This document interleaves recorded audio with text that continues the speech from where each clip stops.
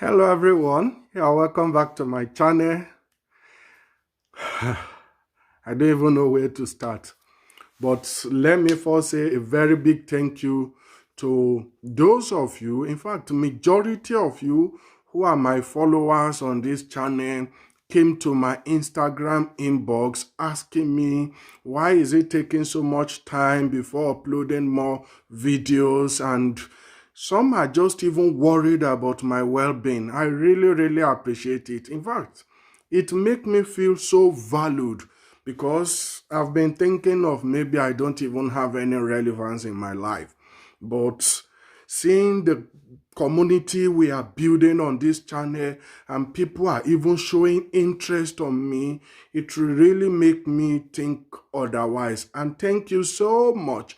I don't even know how to thank you, but I just have to say a very big thank you. Once again, thank you. I really appreciate it. It has been a challenge month behind for me, starting from COVID to my car being seized. And in fact, things are not just working smoothly, but I thank God I'm back on my feet and everything seems to be back to normal. And that is the reason why I just think, okay, let me make a video at least to keep the channel going, and for people who are concerned about my well-being know that I'm still alive, everything is still okay, just that there are sometimes things might not just go the way as planned, and we just need to take a break of almost every other channel, every other things that we are doing in our lives. And that is exactly what happens to me. Let me just briefly tell you things that has happened to me in the past. It all started from COVID-19. For the past 4 months, I suffered COVID-19 twice within a month. It's something uncalled for, something very unusual. First of all, I was thinking whether it's normal fever, and when I got tested, it was positive. So I have to isolate myself. Then all of a sudden, everything starts going on well, and I was back on my feet again. And the next couple of weeks, I started coughing. I was like, what is going on? I did a COVID test again and it was positive. At this point, I started worrying. I don't even know where I'm getting it wrong. And in the care home where I worked, at that period, there's nobody that is even having the COVID. So I don't even know how I'm getting it. My wife is not having it, so also my kid. None is having it, only me. And the second time, everything gets okay. I was feeling fine as well. Before you know, I started having boils again all over my body. There were boils every part of my body, even my eyes. So I couldn't make video because the video I'll be making at that period, it will be horrible. Everywhere there was boil, and it even coming with pus. So I don't even know. Believe me, here in the UK, they don't give antibiotics easily. But seeing my condition, they prescribe antibiotics for me. So I started taking antibiotics. And in fact, just today, I'm just coming from the GP, seeing my doctor and explain everything to him, how I'm moving on well, and I have been scheduled again till the next month on the 12th of December. So I still have to go. That is to tell you that it is not that I'm fully okay, but at least everything is moving on fine now, and I'm back to work. I've been busy at work, and not only that, my car got impounded by the police, and in fact that is the main video I wanted to share with you today. My car got impounded by the police. I've never been arrested in my entire life while I was in Nigeria, but coming to the UK, being arrested by the police is something very disgusting to me and annoying as well. As I thought I'm doing everything right until the time I realized that things are not going on right at all. And what really happened was that the man who sold his car to me told me that the car has been insured.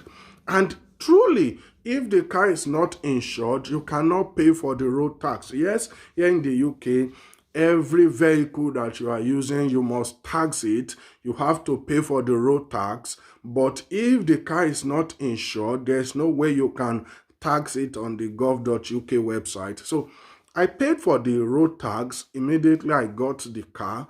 I paid for the road tax, and everything seems to be working well.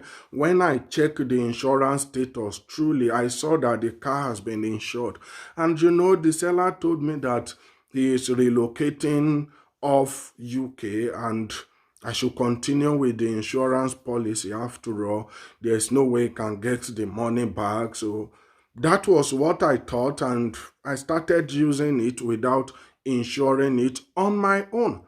But that's unfortunate day. Yes, I'll call it unfortunate day because I wasn't expecting that at all.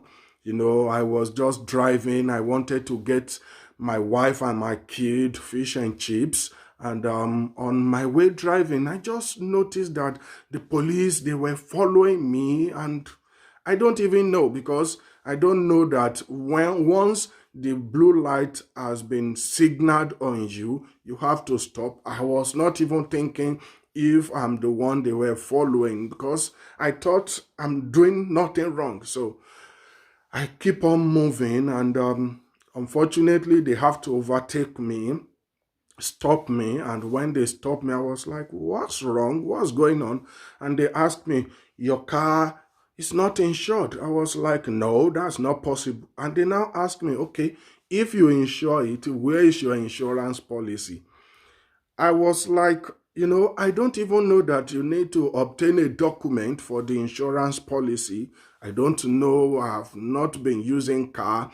And in Nigeria, where I come from, so unfortunate. How many people are insuring their car? I mean, almost nobody in the country, except the elite, those who are rich, who can afford to insure the car. Unfortunately, it is not like that here in the UK. So when they asked me of the insurance policy document, I said, I don't have any document. They said, okay, come and see. They showed me, and unfortunately, the car has expired. The insurance policy has expired. So it's not showing any insurance policy. I was just looking at them, opening my mouth and couldn't close it. So they said, okay, where is my driving license? I showed them my driving license, and unfortunately, again, it's international driving license I'm using, which lasts for just a year. So when they see the international driving license, they ask, okay, where is your UK driving license? I said, I'm not having. And they said, okay, no problem. International driving license is allowed, at least for the period of that 1 year that I'm okay to use it. But because of that, they won't be able to fine me, because if based on the offense, they need to fine me certain amount of money based on their own discretion and deduct point on my driving license. But since I'm using international driving license, they said there's no way they can deduct point on the license, and as a result, they will need to charge me to court. At this point, I started begging, please, I don't want to go to court, because what I heard was that if you go to court, you are having any criminal case, the time you want to get your ILR, it may be very difficult for you to get. So I started making research, begging them, I don't want to go to court. I don't want to have any issue. Believe me, there is no details they did not collect from me. My name, my wife's name, my kid's name. They search everything. And that day, it made me believe that the world has moved on technology. In fact, we are lacking behind so much in Africa. Just don't let me say Nigeria alone, because I am able to see everything on their mobile phone. Everything, the day I entered UK, where I'm living, the day I even bought the car, everything about me, where I'm working, they still show me everything on their phone. So At that period, I was just thinking of, oh, I don't want to go to court because I don't want anything that will jeopardize my ILR at the end of the year and whenever I'm applying for the ILR. So I told them, they said, no, don't worry. It is very, very necessary for us to do so because there is no way we can charge you. Supposing you are having UK driving license, it is something different that they can easily find me, then to deduct point from my license. But this one, it is not a criminal offense. Nevertheless, that some judges will even use their discretion. They will not invite me to court. They will just send me the charges, the penalty for my offense. And I was like, oh, I'll be glad if that is the case. They said, no problem. They will include it in my file. That is the file they are sending to the judges or the judge that will judge my case, look into it. So they wrote everything. They read it for me. That do I have any objection or do I have any addition? And I said, no, you guys have written it all. That the only thing is that I don't want to go to court. So they included the police. They are so friendly. And you see, maybe in my subsequent video, I'll talk about racism in the UK. Actually, when I was first arrested, I thought maybe it is those police, they are being racist towards me. And I was just thinking of, why me? Why me? I'm doing everything fine now. Why me? So, but later, and the way they even handled me, you see, they handled me as if they've gotten a criminal. But when they were asking me questions, and my daughter is even in the car, so how could I run away in such situation? Will I leave my daughter in the car and run away? So they grabbed my clothes, they handled me as if you are going nowhere until we are able to verify everything about you. So they did all sorts of tests, even check whether I'm on alcohol and all that. So, but when they started asking me questions, they see the way I'm calm, they check my details, they say that I'm a legal immigrant in the UK, and they see where I'm working. And as soon as I just tell them that I'm working in a care home as a carer and my wife is a nurse, you see, the way they started treating me, everything got changed. And I'm praying for you guys. Honestly speaking, I want you guys to really come. If you can make it through healthcare settings, you are going to enjoy it because they have a lot of respect. You know, that was the day I believe that they really, really value our work in this country. So as soon as I just told them I'm working in a care home, I'm a carer, everything changed. It was raining that day. They have to come in. Do you mind coming into our car for questioning? Because we see that it's raining and we don't want to keep you in the rain. And that at that moment, most especially as they are able to see where I'm working, the care home I'm working, they are able to verify it. At that moment, they started, their treatment towards me changed. They did not rough handle me again. They leave everything as if nothing much is happening. And I saw them calling. I don't know whom they were calling, with their walkie-talkie.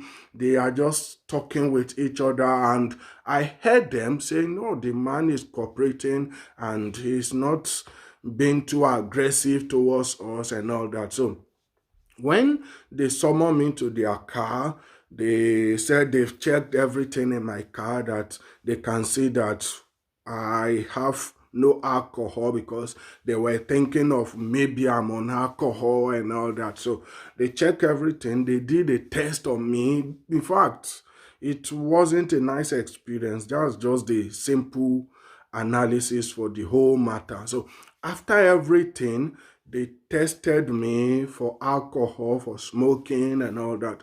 And they asked me, do you take alcohol? I said, for the past 15 years, I have not tasted alcohol. That I used to drink before, yes, but just of recent, I thought it's high time I put a stop, and ever since then, I've put a stop on alcohol, and I've not been taking alcohol again. So when they tested me, they see that, okay, everything was fine. At the end of the day, they called me into their car and we started chatting, we were talking, and they said, okay, at this moment, they will file the case, they give me the ticket, that I will have to purchase the insurance policy online, take the insurance to the police station, and at the police station they will stamp the ticket being given to me, that I will take the ticket to Sheriff Mill, that they are taking my car to Sheriff Mill. So I'll take the ticket there and I will pay the Sheriff Mill. That it is based on whatever they can charge me, that they have no power over the charges, but they think it's around £100 to £200 that they will charge me. But if I did not go there in the next 7 to 14 days, that the Sheriff Mill has the authority to sell my car. So instantly, they are the one who even took myself and my daughter home. And that was the reason why I thought, no, they are not being racist. They are just doing their job. And, after searching everything online to even know whether I've been abused or not, I realized that whatever things they done on us, both me and my daughter, it is legal.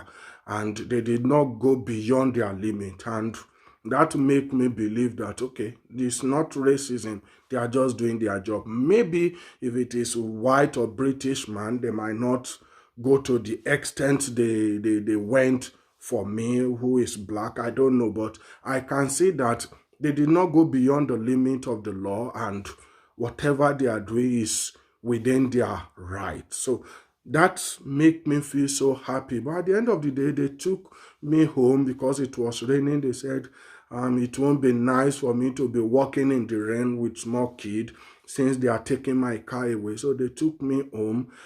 They collected my passport, snap it, send it to the court that will persecute me or penalize me. But they said I will get a message from them. Unfortunately, up to this very moment, I have not gotten any message from the court. So I'm happy. Maybe the court look over it and they were like, oh, I'm not totally guilty of the matter, as a new immigrant. So maybe that's the reason why, I don't know. Or maybe they will still come with the fine. I don't know, but it's getting up to a month now or more. In fact, I've even sold the car. So, because of that, I sold the car. I have to walk to my work and, shopping. I'm the one doing the grocery shoppings for the family. I have to walk to the supermarket in order to buy the grocery shopping. So all these things are very, very challenging for me. In fact, the simple word I can just say is that I'm back to factory settings. So funny, right? Yes, I would just say I'm back to factory settings, because the way it all started when I was very new in the UK is the way it is now. So because my driving license has even expired, so I have to learn through the driving test and all that. But it's not that very easy to do so. First of all, they have been overbooked. And secondly, when I started the driving, I realized that the way we are driving in Nigeria is completely different and not acceptable here in the UK. So I have to do a lot of learning. And in fact, the driver was telling me that we should start with a minimum of 20 hours learning, and he can only afford to be teaching me 2 hours in a whole week. So that means I have 10 weeks to learn ahead. So because of that, I've not been driving, and things are not just easy. So I've been having a difficulty, challenging time, but like I said, I'm back on my feet.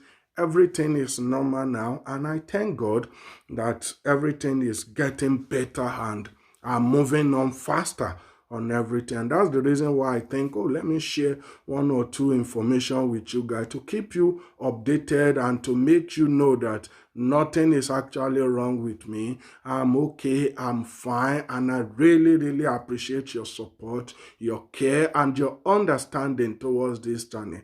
And not only that, I realized that even though I think 3 months now that I last updated this channel, I still realize that people are subscribing, people are still commenting, people are still watching my videos, and it really make me feel happy. So I thought, no, I just have to keep going, because I realized that even me at my own absence, people are still coming to the channel. So why should I leave the channel? Because there was a time I was thinking of maybe I should just stop this YouTube video. After all, I'm not making any money on it, unlike the way some people might be saying or thinking that you make a lot of money if you are making videos, that as you are watching it now, I'm making money. It doesn't work that way. There is a threshold you have to meet. First of all, you must have at least minimum of 1,000 subscribers. Of course, I've crossed the threshold, and you must have minimum of 4,000 hours of view. I've not reached that level. I think the maximum hours I'm having now is 2,000 plus hours. So until I get 4,000 hours view, I cannot monetize. Even if you are seeing ad or advertisement on the channel, it doesn't mean that I'm being paid for it. So it is just that they are test running it to know how it will work. But up to this moment, I have not made a dime on YouTube. So all those things is even discouraging, thinking of maybe I should stop. After all, it's just like charity work. But the joy I'm having is that I see that people are coming to the channel, people are getting one information or the other, and one way or the other, I see that I'm impacting knowledge on people, and it really makes me happy. It's worth more than anything, not the money nor the time being wasted on it or the time being used to make the video. So it really makes me happy, and I really want to thank all of you. I want to thank the family. I think we're already building something very huge. Thank you so much. And in order to just show you my appreciation, at the end of this video, if you can come up to this level, you can watch the video to this time, it really shows that you are my followers and my real subscriber. Please just paraphrase it at the end of the video. Don't mention that it is me that asked you to do so. Paraphrase what you've learned in the video, and the first 3 winners, I will give them something, and that will be my takeaway for the month. So the first 3 people to paraphrase what they've learned in this video and to summarize it without saying that I asked them to do so will be the winner, and I will be looking forward to your comment. Thank you so much once again for taking your time to watch my video. I hope that we'll be meeting some other time soon. And until the next time when I'll be seeing you on my Plasma TV, I say one love.